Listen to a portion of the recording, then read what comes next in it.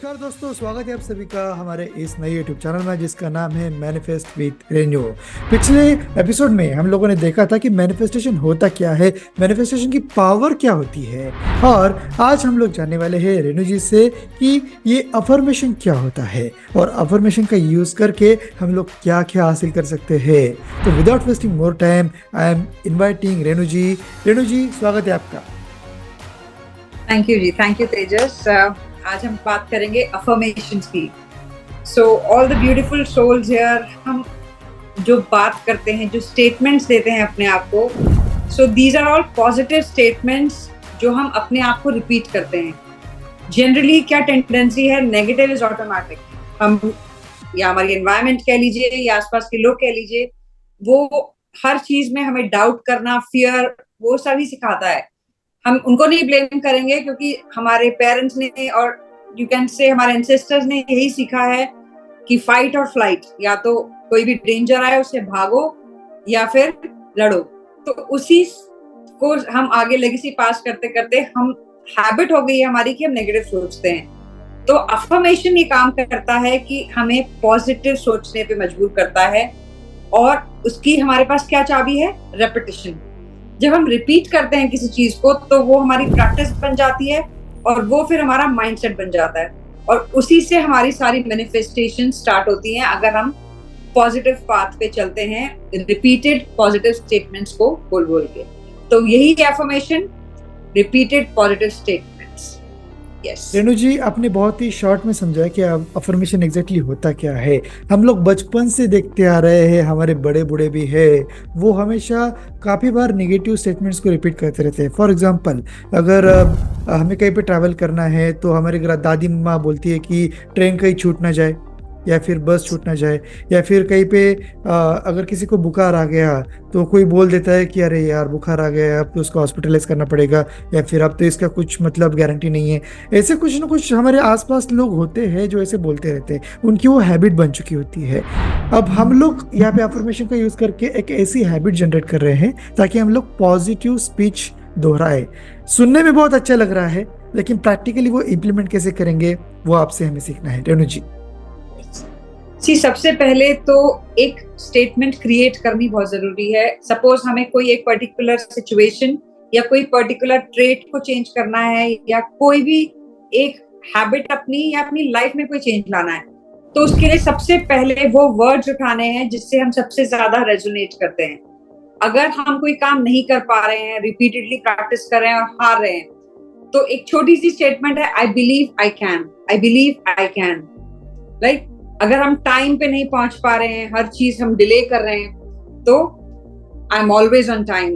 मतलब everybody can derive their own, ये कोई एक सेट रूल नहीं है कि मैंने जैसा बोला। ये हिंदी में अपनी मातृभाषा में भी आप इसको क्रिएट कर सकते हैं, बट वो वर्ड्स उठाने हैं जिससे आप सबसे ज्यादा रेजोनेट कर पाए। जैसे ही आपने उसको रेजोनेट किया, आप उसको चेक करें अपने साथ बोल के कि वो फ्लो में जा रहा है कि नहीं जा रहा है। कई बार वो रिदमिक बोल बोल के, क्योंकि आपको रिपीट मोड में बोलना है, हम लंबे लंबे भारी भरकम वर्ड्स डाल के उसको ऐसा टफ ना बना दे कि वो एक काम लगने लगे। हमें काम नहीं, उससे एम्पावरमेंट लेनी है। उन वर्ड्स से हमें पावर चाहिए, तो उन वर्ड्स को सिंपल रखना है और उन वर्ड्स को यूज करना है जिससे आप रेजोनेट और फीलिंग जनरेट कर पाए, तभी वो आपके लिए काम करेगा।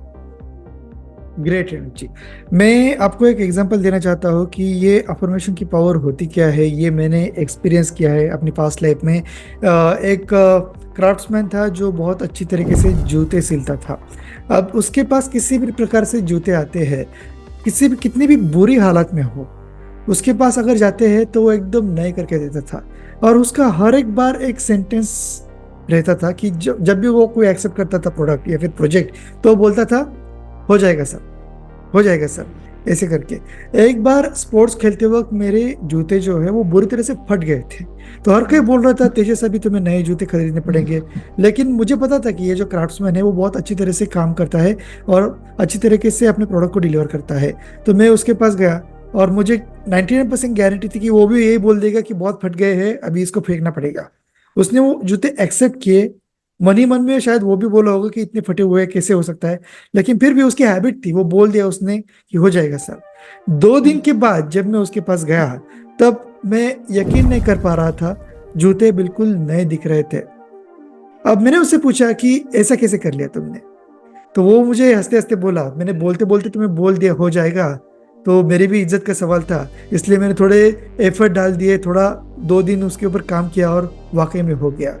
तो कहीं ना कहीं ये भी उसके अफर्मेशन का ही भाग है, क्या कह सकते हैं। बिल्कुल बिल्कुल। एक और चीज आपको, अगर आपने बहुत लोगों ने थ्री इडियट्स मूवी देखी होगी, उसमें आमिर खान ने वो चौकीदार का एग्जाम्पल दिया था कि जो देख नहीं पाता था बट वो हमेशा रात को घूमते हुए कहता था all is well, all is well.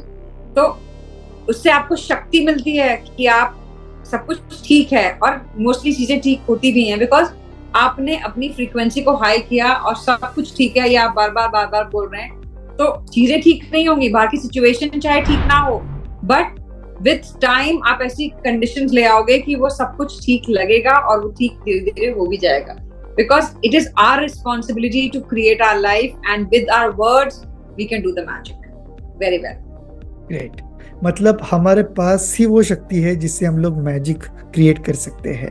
तो आपने मुझे अभी तो बताया कि हम लोग अफर्मेशन क्राफ्ट कैसे कर सकते हैं, लेकिन अफर्मेशन के भी अलग अलग टाइम होते हैं, अलग अलग टाइप्स होते हैं, तो उसके ऊपर थोड़ा प्रकाश डालिए और उसके कुछ एग्जांपल्स दीजिए। एक तो सबसे पहले अपने डे की जो टोन है ना, सबसे पहले जब हम उठते हैं मॉर्निंग में, उसमें हमें अपने डे की टोन सेट करनी है। अगर हमने मॉर्निंग में अपने आप को अरे यार कैसा दिन है, अरे बॉडी एक हो रहा है, अरे ये सब सोचते हुए उठेंगे, तो definitely I am grateful for this wonderful day, my day is going very magical. So these kind of affirmations right in the morning, जैसे कि आप बेड से उठ के पैर नीचे रख रहे हैं, कितने लोग तो सुबह उठते भी नहीं है। So I am grateful for this wonderful day I am going to live. So सबसे पहले मॉर्निंग जो रिचुअल है वो बहुत इंपॉर्टेंट है। अपनी अफर्मेशन मॉर्निंग के लिए क्राफ्ट कर लीजिए, सेट कर लीजिए कि उठते ही मैं व्हाट्सएप नहीं देखूंगी, मैं इंस्टा रील्स नहीं देखूंगा या देखूंगी, मैं सबसे पहले अपनी अफर्मेशन को रिपीट मोड में। कई लोग इसको मिरर एक्सरसाइज के साथ भी करते हैं, वॉशरूम में जाते हैं, फेस वॉश करते हैं, सबसे पहले अपने आप से बात करते हैं। हमारे को क्या करना है, स्क्रीन नहीं देखना है, हमको कुछ क्रिप नहीं करना है, अपने आप से बात करनी है, और वो भी पॉजिटिव अफर्मेशंस। सेकेंडली, हम अपने आप को सेल्फ लव की भी बहुत सारी अफर्मेशन दे सकते हैं।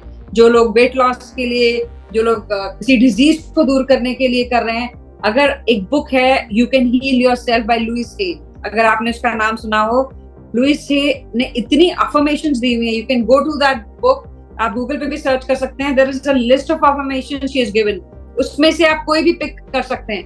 तो एक बहुत एक्ट्रेस थी, अगर आई डोंट नो आप जानते कि नहीं, रागेश्वरी, वो मूवीज में आती थी, उनको फेशियल पैरालिसिस हुआ था और अब वो एक लाइफ कोच हैं।